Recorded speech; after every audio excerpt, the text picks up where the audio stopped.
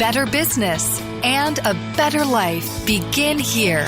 Welcome to Business is Art on TrueChat with author and business consultant, John Umstead.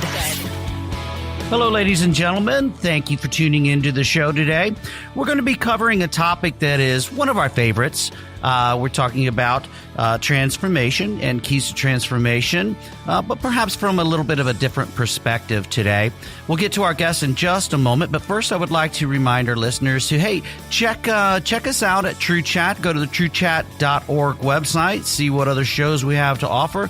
You can find me on Twitter at John Umstead, or you can find me on LinkedIn, or go out to my website, plancanvas.net, where you can learn a little bit about my strategy execution management software, as well as some of the consulting services that I provide. But do reach out, start a discussion, join the discussion. We'd like to hear what you think of today's episode, past episodes, what you would like to hear in any future episodes. Let's get to today's episode, though. Like I said, we're going to be talking about the keys to transformation. And our guest is Leisa Reid. Leisa is a mindset facilitator with Productive Learning. Welcome to the show, Leisa. Thank you, John. I'm excited to be here. We're excited to have you. Like I said at the outset, we talk about transformation on a somewhat regular basis on the show, either specifically in an individual episode, or we might mention it through various topics. But so it is one of our favorite topics. But love to get different perspectives on it, and so really looking forward to this conversation. And just to get things started, if you would please, Leisa, tell us a little bit about yourself and your background. Well, thanks for asking. I grew up in Alaska, in Fairbanks, Alaska. Oh, okay. I've been to Fairbanks a few times. My son was stationed up there at the Army base, Fort Wainwright. That's where I'm from, Fairbanks. Okay. Not Fort Wainwright, but Fairbanks, same city. And I came out to California in the 90s and came out here to go to college and absolutely fell in love with it. I'm in Orange County, California, which is in the southern part of the state, and have always been interested in, kind of like what we're talking about today, always been interested in people and dynamics and communication. I went to school for speech communication and became an instructor at the university I ended up graduating from. I was an instructor there for a couple of years as well. So just this deep curiosity about people, curiosity about why we do what we do, why we say what we say, how can we get more of what we want, how can we be a more ideal person in our life. Mm-hmm. And so then I got introduced to this company, Productive Learning. Yeah, tell us a little bit about that, if you would, please. Yeah, it was quite a while ago, and I knew that they taught really great workshops by the ocean. That was what I knew at first, but it didn't really make sense to me. And what more could you want? Great workshops by the ocean. I know, right? And so this was before emotional intelligence was a phrase, really, or coaching wasn't as popular as it is now. So I had done some self-study work, and I had gone to therapy. I'd gone to just, that curiosity. How do I be a better person? I had a coach, and it wasn't until I sat in the workshop at Productive Learning that I really thought, oh my gosh, this is what I've been looking for, because it was like a shot in the arm of emotional intelligence that you start people, we want to be aware. Most people are trying to do the best they can, but we don't really know how to change our beliefs or even really understand what our beliefs are, like what's stopping us. So it takes that experiential process to uncover that. And that's what I had learned as a client in the workshop. And eventually I, of course, fell in love with it, took more and continue to see massive changes in my life. And eventually we came together and were like, hey, maybe you should work with us. And I said, yeah, maybe I should work with you. So I've been here for 6 years now. Great. Well, it's quite a journey from Fairbanks, Alaska to Southern California. A little bit of a climate change. A little bit. But is Productive Learning geographically based business? Are you nationwide or beyond? So yes, we do. Most of our business is done in California. We have Northern and Southern California workshops. And for those clients who, come from other states, sometimes they'll fly in to California to take a workshop with us. But we also have different learning intensives in different states, occasionally, like Arizona, Utah, or sometimes even Canada and Hawaii. So it sort of depends on what the person's looking for. But we do have a majority of our workshops in California. Okay, great. And so you are a mindset facilitator. What does a mindset facilitator do? Okay, so a mindset facilitator, what I do is I help people transform their thinking. Really, a very popular quote would be like, you got to believe it to achieve it, or what you think about, you bring about. And most of us agree with that, but that doesn't necessarily mean we know what we're thinking. And so most of our thinking is in the unconscious, subconscious level, and yet that's what's driving most of our behavior. So in order to actually shift and transform, and become who we want to become, we need to take a look at the beliefs that we have and then start to change them. And so as a facilitator, that's what we do, is we help people. We create an experiential learning process in all of our workshops, and then we help people via asking questions and processing through the experience so that they can start to see what beliefs are underneath the surface that are actually creating the perceptions that they have and the stories that they have in their mind that either aren't serving them or are serving them, and how can they discern when they want to use them. So that's what I do as a facilitator. Okay. All right. And so, I know from our previous conversations, you've talked about 3 keys to transformation. What are those keys? Well, the short version is just tell everybody the keys right now. And, and I'll give you an easy way to remember. And this is particularly helpful if someone's really looking to make a shift in their life. Like, gosh, I want to be in a relationship, but yet I've been single for many, many years, and I know how to do it, but I'm not doing it. So it's like, that would be an opportunity, like, oh, okay, you want to make a big shift, so you need to do some self-discovery. Or maybe someone wants to increase their confidence, or be more certain about their purpose in life, or change their diet or eating habits or something like that. So anytime we're dealing with like, this is how I've been doing things, but I want to do things different to get a different outcome, that's where this conversation comes into play. And the first key, and when I say these keys, it's not that there's one better than the other, or you only need one or you only need 2. It's really the 3 working together in tandem in your growth process. So the first key is understanding yourself. And how we define that means your history, your past. So an easy way to remember that is like, well, I need to understand my past. You don't need to remember every single thing that ever happened to you. It's not really about that. It's really about when we start to uncover some of these beliefs that we have, you want to give yourself a data point, like where did I get that? Like, where did I learn that or pick that up? Or why did I come to that conclusion that this is true? And then So you don't necessarily need to dwell on the past. It's more just like can you give a data point to when that happened? It's like a piece of the puzzle. So that's the first key, is understanding ourselves and the past, our past experiences. And number 2 would be developing our awareness. And that would be the present, right? So we've got past and present, meaning how do I know when my history is actually catching up with me today? How do I know like an old story is coming up in the present and is at play, but it actually doesn't have anything to do with what's happening in the present? So this awareness, a lot of times people are like, oh, you have to be so aware and be present, be in the now. Well, that sounds like a simple thing, but I think, you can agree that's pretty tough to do. We're distracted quite a bit, and we've been doing it our way for our whole life. So to change, we're going to go off track. We're going to be on autopilot. Totally normal. So how do we give ourselves tools to stay aware? And then the third one, you can probably guess, has to do with the future, because we did past, present, and future, and it's called vision. So not just a vision like, oh, I made a vision board, so my life is transformed. But really, like, what, like, no, that's just one part. That's one part.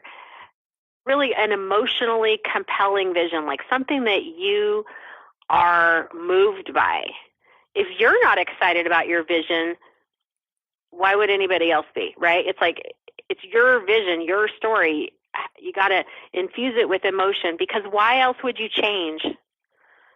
What's the point of changing if you're not emotionally compelled to change? It's easier to stay the same. So there's this balance of like putting on the gas and taking our foot off the brake. And the gas would be that vision part. Right. And, you and I are involved in different types of coaching and consulting and facilitating. Mm-hmm. I focus on the business side of things, but we say a lot of the same things and have a lot of the same philosophy. So when you talk about vision and getting people emotionally excited about your vision, I talk about the same things, and I break it down into, for your business, your vision, your mission, which is what you do, and then your purpose, which is the same thing you're talking about, is why you do it, the emotional hook that gets you and your stakeholders excited. So it applies in life, it applies in business, it applies for transformational changes that we want to make. It's a common theme that we see through our guests on this podcast all the time. Yeah, and I love what you said there too, because I think sometimes people think like, oh, well, maybe I created a vision board, so I'm done. And it's like, well, you're right. Like it can apply to so many different things. You could have a vision of how you want to be as a parent, as a student, as a business owner, as a salesperson, as a weight loss, person going through weight loss transformation. There's so many different ways that you can apply that same skill, and then there's different techniques on top of that as well. But when we don't even know, I don't know about you, John, but there's a lot of times when I'm working with people and they're just entering self-development, and I'll say, well, what is it that you want? And they're coming up blank, because we've gotten so busy. We haven't even, I don't know if this is more common with women or men, or I find it to be common with women, but we're so busy taking care of everyone else, we haven't even asked ourselves that question in a really long time. Right. We haven't thought about it. Yeah, and a couple of things that you mentioned draws me back actually to just our most recent episode of Business is Art. I want to come back to that here with a couple of off the cuff questions, if I may. But first, I want to remind our listeners to join our discussion. You can find us on social media, TrueChat.org. At TrueChat.org. Apologize for the flub there. At TrueChat.org. You can find us on Twitter. Reach out to us. Let's join this discussion. Let's hear your thoughts on some of this stuff. But Leisa, last episode of Business is Art, we had Kim Bartley, who is the Chief Marketing Officer for White Castle, on, and the topic of discussion was women in leadership. And there's a couple of things that you just said that really harken back to a couple of things that Kim said in that episode. One is that particularly for women, you have to learn to say no, because there are so many things that you either feel compelled to say yes to, or maybe in some circumstances you have to say yes to so many things. But learning to say no is an important part of being able to progress.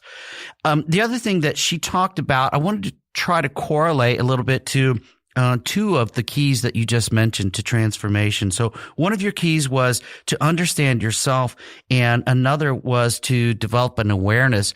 And Kim kind of talked about those same things, but in a different context. And she was talking about how it is important for us to understand our natural biases, because we all have biases. There's nothing inherently wrong with having bias.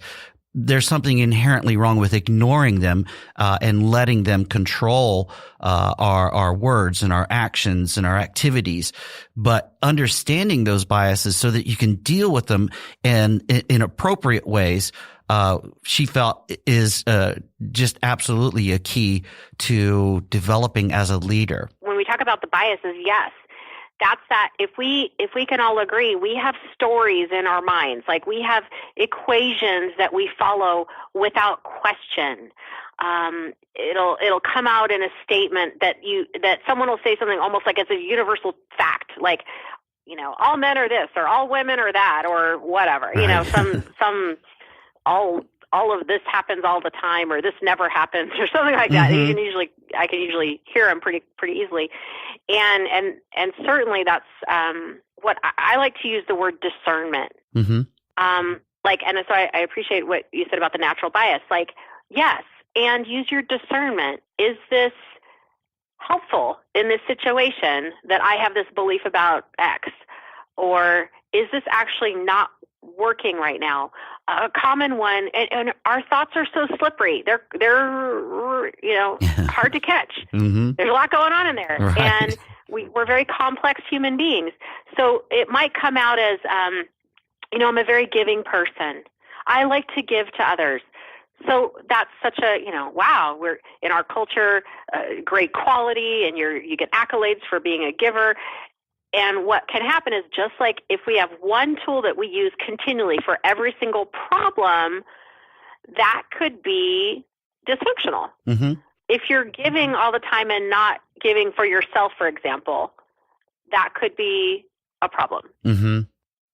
So it doesn't mean don't be a giver. Right. It just means that part of you want to say, like, oh, that awareness, maybe I'm giving a little too much right here. Like, have I looked at this situation? Am I conscious of what's going on right now? Or am I just like autopilot, giving away the farm? Right. Right. for that particular person. Yeah. Yeah. So, okay. So let's say we've got an individual that wants to make a major shift in their life one way or another, and they understand that these are the 3 keys to transformation. How do they start to implement these keys? I definitely recommend transformation in a group setting, and transformation. So, like, put yourself into a workshop where there's a facilitator. It's hard to get out of our own thinking with our thinking. Right. Like something I say to my daughter, I'm like, if you had crappy thinking about this problem, your own crappy thinking is not going to help solve the problem. you gotta get somebody else in there who's who can mirror back and who's an expert. So you want to have that facilitation, and that might come in a form of a coach or a therapist or a workshop facilitator, something like that. Mm-hmm. And we definitely believe in experiential learning. So mindfully putting yourself in an experiential process. And for example, just for those of you who are like, I don't know what she's talking about with experiential learning. So it could be, for example, we have a workshop around money and relationship dynamics. So in that workshop, we play Monopoly. And a lot of people have a lot of feelings about playing Monopoly. And some love it, some hate it. So, it brings up all these kinds of, feelings and thoughts and how we behave and how we interact. And so, but if you were just playing with your family at home, you would probably just go into your autopilot and do your thing, and, who knows how the night would go. But in a workshop setting, everyone's like, oh, yeah, I remember that nightmare Monopoly night we had. But in a workshop setting, it's in a controlled environment. So then we play, and then let's talk about what happened. What did you catch? What thoughts came up? Where did you learn that? How do you want to be? Where are you on track? Where are you not? So we have a dialogue, and then that creates an experience where the person can remember that. Like, I remembered playing Monopoly at that productive learning workshop, and I got so mad, but then I was able to talk through it and realize, I have this perception of whatever that I learned from wherever. Right. And that's not true necessarily. So you're able to start to separate the story out, and that's part of how that's an example of experiential learning. Okay. Well, it's so funny that you mentioned Monopoly, because literally just 2 days ago, my sister posted on my Facebook timeline one of those memes about the family member that was prone to flipping the Monopoly board, in a fit because Yeah. Is that you or was that her? That was me. Yeah, as a kid, I was a very competitive Monopoly player, and if I wasn't winning, I was not very happy. And I like to believe I've matured since then, and and I've really, when it comes to undesirable thinking, part of I recognize in myself that as a kid and even into my early adulthood, I was very competitive, and I always wanted to be, whatever I was doing, I wanted to be the best at it, better than anybody else. And part of the reason was because I felt inferior. Right. And so I had to prove that I was not inferior by being the best at whatever. And I really don't think that was a very healthy way to be.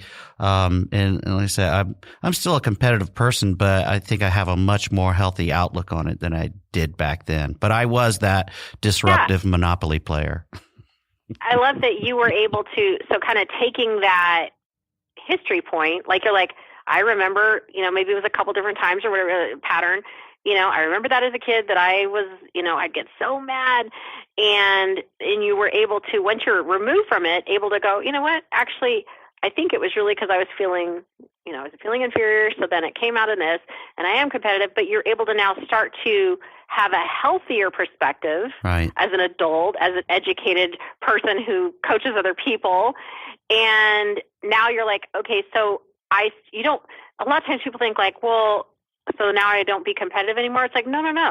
We still want to glean that part of you. Yeah. We still want to be the best that we can. That's healthy, Right. You don't want to get rid of all of it. Be the best version of ourselves that we can be.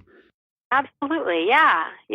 So it's not about like being someone different. It's about, being that ideal version of yourself. Mm-hmm. So obviously there are a lot of obstacles that we have to face when we are looking at those sorts of things and trying to change our thinking. So what are some of those bigger obstacles when we are trying to make those changes? Well, I think actually we're our own. It's within us. It's tough. The goal of the subconscious mind is to stay alive, and any change is a threat. So even if we had we had one client who wanted to start doing things different. So she was going to park in a different parking spot. She was working the same, job for 13 years. And today she was going to park in a different parking spot and, be different. So she goes into this new spot, which you think, okay, no big deal. You're parking your car. It's not it's not like you don't know how to park your car. She literally scrapes the whole entire side of the car. And it's like, we are so resistant to change, even something as simple as changing where we park our car when we've been doing it. So that's one of the biggest obstacles is our own resistance to change. Like, well, I've been doing it this way for so long, and you'll actually fight against yourself. Yep. Have you ever had that experience? Oh, yeah. Where you're like, yeah. And so then we think the other obstacle is then we start beating ourselves up or saying, well, I should do this and I have to do that and I'm just going to be more disciplined and more focused and then I'll get it done. And it's like, wow, I don't think that's exactly ideal either, right? Like, how long are you going to be able to hold that up? So it's really, I think our impatience with growth and change is a big obstacle. Like, if we actually, I tell people, if you actually stepped into a workshop a quarter with us, just once a quarter, and you gave your emotional intelligence some time, just give it a year. Give it a year. I can guarantee you when we talk a year from now, your life's going to be massively different. But you got to put in a little bit of time, 4 weekends of your life, but we have resistance to doing something different. On the weekends I usually like to sleep in. Okay, well, your life's not going to probably transform that. Yeah. You have to do something different to get different results. Right. Yeah, and I think there's a little bit of stigma involved as well. Sometimes I even catch myself doing this. As much as I am a believer in all of the things that we're talking about, I will still from time to time find myself saying, it's a bunch of hooey, just get out there and do it. And I think people kind of naturally, more often than not, my own personal observation, unscientific observation, I think we tend that way. We think, that's, to quote Joe Biden, that's a bunch of malarkey, right? So. Yeah, and that's part of that resistance that we're up against. I mean, we really don't want to change. Mm-hmm. Our subconscious mind does not want to change. Like, if you go into a classroom or a meeting, you probably sit in the same seat or kind of in the same general area of that room. That's right. How resistant we are. If someone's in your lane on the freeway, mm-hmm. How dare they? Yeah. Right. We're battling up against ourselves all the time. All the time. Yeah. All the time. So what are some? I'm sorry. Go ahead. Oh, go ahead. No, I talked right over you. I'm sorry. Oh, that's okay. I was just going to say I would love it, and I think we're heading there to have like emotional intelligence education as kids, as adolescents. Certainly age appropriate lessons throughout the way, so that we're not 40 and going, wow, this isn't what I thought my life was going to turn out to be. Like, we can do some creation of living our life's purpose and having these intensely fulfilling relationships and experiences. We can have that much sooner. But it is part of like understanding how to use visualization. How do you tap into that part of yourself that's really the best part? And I think it's tough because it's not a one size fits all. We're all different, mm-hmm. And so that's where we're like, oh, how do I know what these emotions are? How do I know what I'm thinking and what equations do I have that are faulty? Like, if everyone had those in their back pocket, mm-hmm. We'd be talking a full on different culture, different way of being. That would be, that's of course like an ideal, right, utopia type of a. Gosh, that would be great. Yeah, but I think we're getting there a little bit. We're getting there. We're getting there, but you think about it. You just mentioned culturally. I think we need it more now than ever, and there are consultants and firms such as yours out there that teach this stuff, but we don't, and we talk about emotional intelligence. We expect our leaders to have emotional intelligence, right? But we don't really make it culturally just part of the sauce, right? You don't go to school and take courses right. in emotional intelligence. You don't see many corporate learning objectives on anyone's performance, expectations around it. We might have little pockets here and there, but it's not a focus. And it really seems like it should be. Yeah. And I think maybe it's because it's hard for people to measure, I would imagine. But it's kind of like, can we just have faith that it works? Because, mm-hmm. If you had the ability to understand your emotions, like let's say anger, just pick one. Anger in the workplace happens all the time. Resentment happens all the time. Businesses break up, lose millions of dollars. People lose their jobs because of anger. Misplaced anger or inability to communicate. Maybe they avoid it and then it blows up. I mean, there's all these different things that it's costing us so much money, but we don't see it. We don't realize till like it's too late. Oh yeah, and then we're like, they should go to anger management. Well, they never learned that their anger what was triggered by it in the first place, or they had a healthy way to express it. So anger management's like the last. That's like the. Not that that's not effective. I'm sure anger management is really helpful, but let's catch it before that. Right. Before that. Right. Be a little more proactive about it. Yeah. So like throwing them in jail, you're like, well, what happened? Yeah. It's a little late. So you mentioned faith, but what are some of the biggest myths in personal development that keeps people from true transformation? I think a lot of things I hear are, I just need to be present in the now. I'm working on my awareness. And I'm like, wow, we actually have 30 thoughts a second. So good luck. I'm not saying that's not noble, but we're getting pinged and notified, and our watches and everything's interrupting us all the time. So it's like, well, what does that mean to that person?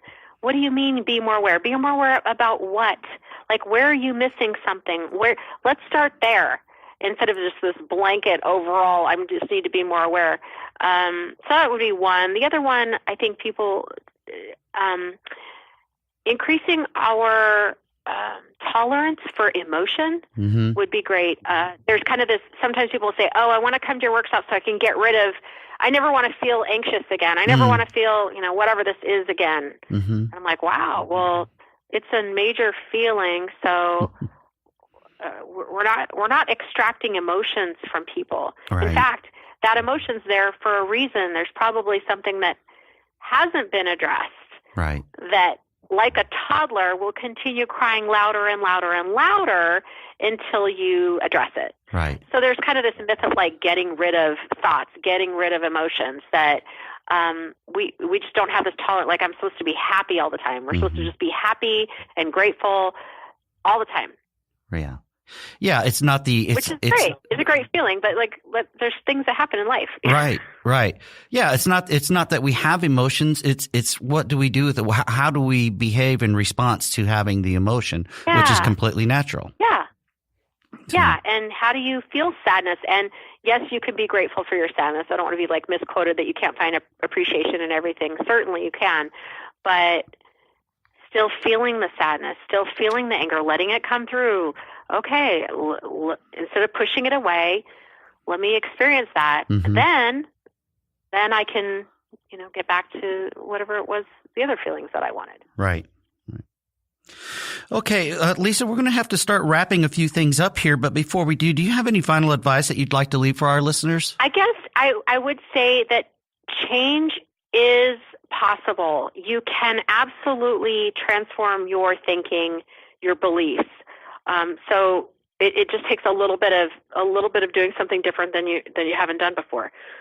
But with we have found with working, with thousands of clients over 26 years, transformation happens easily in group setting with a skilled facilitator and an experiential process. So if there's something in your neighborhood, if California is too far for you, those are some three components you'd want to look for in sussing out, like, well, where could I go to get that? That's what I would recommend. Okay. I'd like to just add on a little bit there because you mentioned it, skilled facilitator. You see so many people that feel like, oh, let's get a group together and we'll tackle this, that, or the other thing. Mastermind groups, hey, who wants to form a mastermind group with me? These things, in my experience, don't work unless you have a skilled facilitator that is not really a participant in the group. Doesn't mean they don't offer thoughts and opinions and advice, but they aren't really a participant in the group. They're facilitating the group and getting them toward whatever objective the group has. So I think that is a really, really important point that you make. It's funny, like one time I was talking to someone about, I think we were talking about self-development or growth or therapy or something, and she said, oh, I just tell my hairstylist everything. She's my therapist. And I thought, well, would you let your therapist cut your hair? I don't think so. You know what I mean? Right. So agreed. I 100% agree with you. Like it's important. These are your thoughts. If you want to change, then you want to do your research and see like, well, where could I go that, I know that I could actually be in safe hands. And you're talking about, usually as we get into the history and the things, we're talking about some sensitive things. You want to have a safe environment. Right.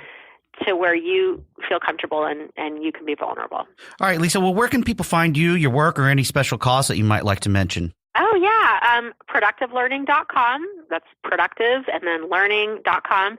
You can look at all of our different workshops. And there's a Getting Started page that will share about our Beyond Reasons workshop that everybody starts into our curriculum with that experience. And feel free, they can sign up for our newsletter if they'd like to get more, thought leadership type articles and things on awareness and vision and our presence and core values and all those good topics that we need to learn more about. That is definitely one way. A nonprofit that I like to support is called Tilly's Life Center, TLC. I don't know their website off the top of my head, but they teach emotional intelligence to adolescents. And their goal is to get emotional intelligence out to all the high schools in the country. Wonderful. So they're doing it. It's happening. And that's formed by Tilly's of Tilly's clothing stores. I don't know if you've heard of that, but they're very popular here in California. That's great. That's awesome. And speaking of teaching and good topics to learn about, here at TrueChat, we have a variety of shows. Our mission is to educate and inform our listeners, through honest, open, and respectful discussions like the one that Leisa and I have just had. So do please go out to TrueChat and check out the multiple shows, not just Business is Art. You can listen to any of the TrueChat shows on Spotify, Stitcher Radio, Apple Podcasts, or anywhere that fine podcasts can be found. And again, Leisa, thank you so much for being on the show. We've been talking about keys to transformation. Leisa, again, is a mindset facilitator with productive learning. Leisa, thanks so much. Thank you. All right. And thank you all for tuning in. We'll see you next time on Business is Art. Be the change.